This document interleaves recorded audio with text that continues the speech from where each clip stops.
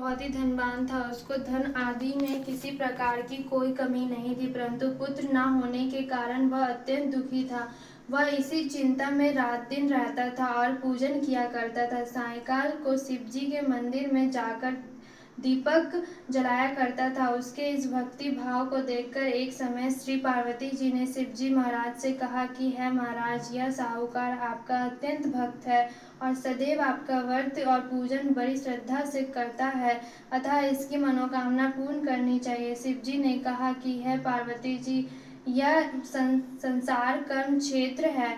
जैसे किसान खेत में जैसा बीज बोता है वैसा ही फल काटता है, उसी तरह इस संसार में जो जैसा कर्म करता है वैसा ही फल भोगते हैं। पार्वती जी ने अत्यंत आग्रह करने से कहा कि महाराज, जब यह आपका ऐसा भक्त है और यदि इसको किसी प्रकार का कोई दुख है तो उसको अवश्य दूर करना चाहिए, क्योंकि आप तो सदैव अपने भक्तों पर दया करते हैं, उनके दुखों को दूर करते हैं। यदि आप ऐसा नहीं करेंगे तो मनुष्य क्यों आपकी सेवा कर व्रत पूजन करेंगे। पार्वती जी का ऐसा आग्रह देख शिव जी महाराज प्रसन्न हुए। वो कहने लगे, है पार्वती, इसके कोई पुत्र नहीं है, इसी पुत्र चिंता से यह अति दुखी रहता है।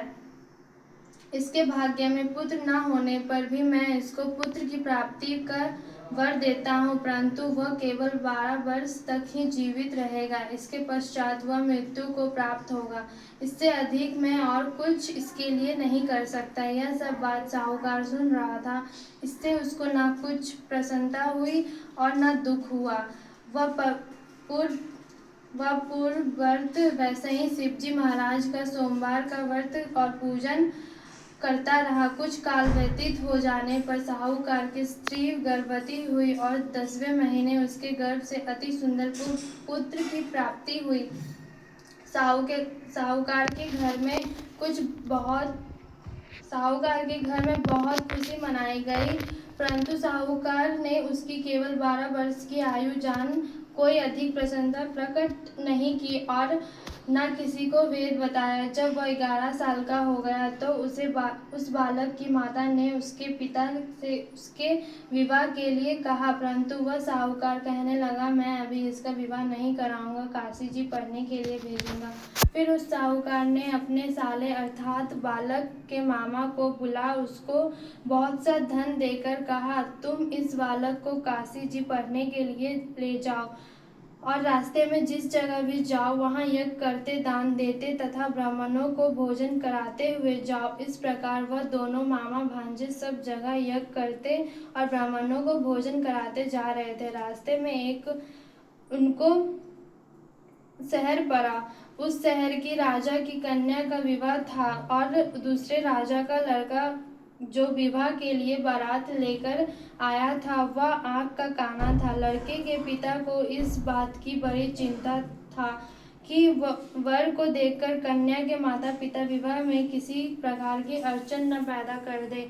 इस कारण जब उसने अति सुंदर सेठ के लड़के को देखा तो मन में विचार किया कि क्यों न दरवाजे के समय पर इस लड़के से वर का काम लिया जाए। ऐसा विचार कर राजा ने उस लड़के और उसके मामा से कहा तो वह राजी हो गए और साहूकार के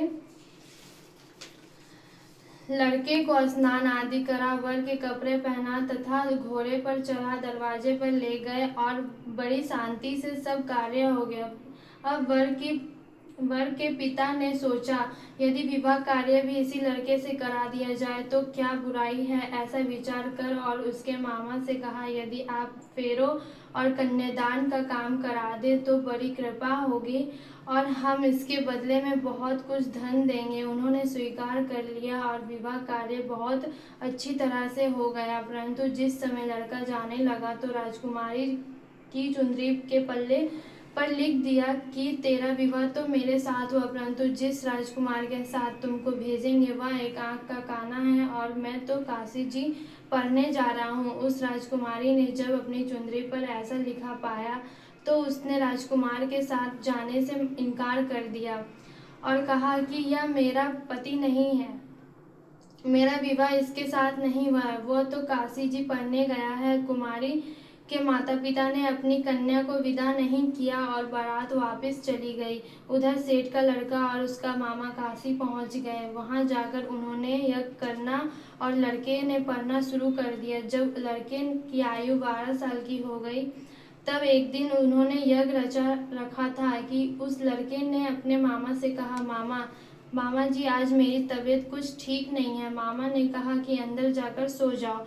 लड़का अंदर जाकर सो गया और थोड़ी देर में उसके प्राण निकल गए। जब मामा ने आकर देखा कि वह तो मुर्दा पड़ा है तो उसको बड़ा दुख हुआ और उसने सोचा कि मैं अभी रोना पीटना मचा दूंगा तो यज्ञ का कार्य अधूरा रह जाएगा। था उसने जल्दी से यज्ञ का कार्य पूरा समाप्त कर ब्राह्मणों के घर जाने के पश्चात रोना पीटना आरंभ किया।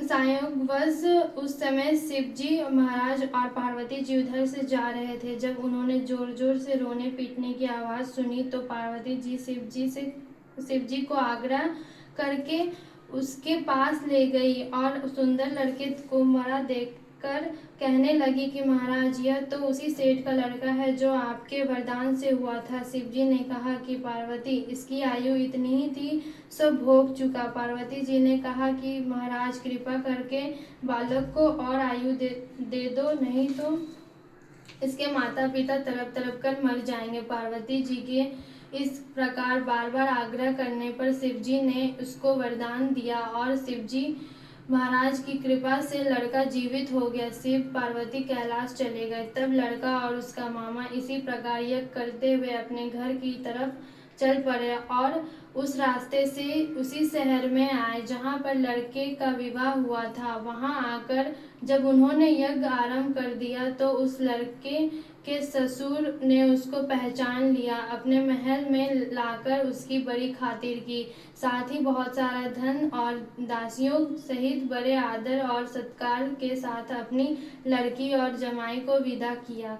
जब वह अपने शहर के निकट आए तो उसके मामा ने कहा कि पहले मैं तुम्हारे घर जाकर खबर कराता हूँ। उस समय उसके माता पिता घर की छत पर बैठे हुए थे और उन्होंने यह प्रण कर रखा था कि यदि हमारा पुत्र सकुशल घर आया तो राजी खुशी नीचे आ जाएंगे, नहीं तो छत से गिरकर अपने प्राण दे देंगे। इतने में उसके लड़के के मामा ने आकर यह सारा समाचार दिया कि आपका पुत्र आ गया, परंतु उनको विश्वास न आया। तब उसके मामा ने स्पष्ट पूर्वक कहा कि आपका पुत्र अपनी स्त्री तथा बहुत सारा धन लेकर आया। तो उस सेठ ने बड़े आनंद के साथ उनका स्वागत किया और वह बड़ी प्रसन्नता के साथ रहने लगा। इसी प्रकार जो कोई भी सोमवार का व्रत धारण करता है अथवा इस कथा को पढ़ता है या सुनता है, उसके दुख दूर होकर उसकी समस्त मनोकामनाएं पूर्ण होती है। इस लोक में नाना प्रकार के सुख भोग कर अंत में सदाशिव के लोक की प्राप्ति होती है।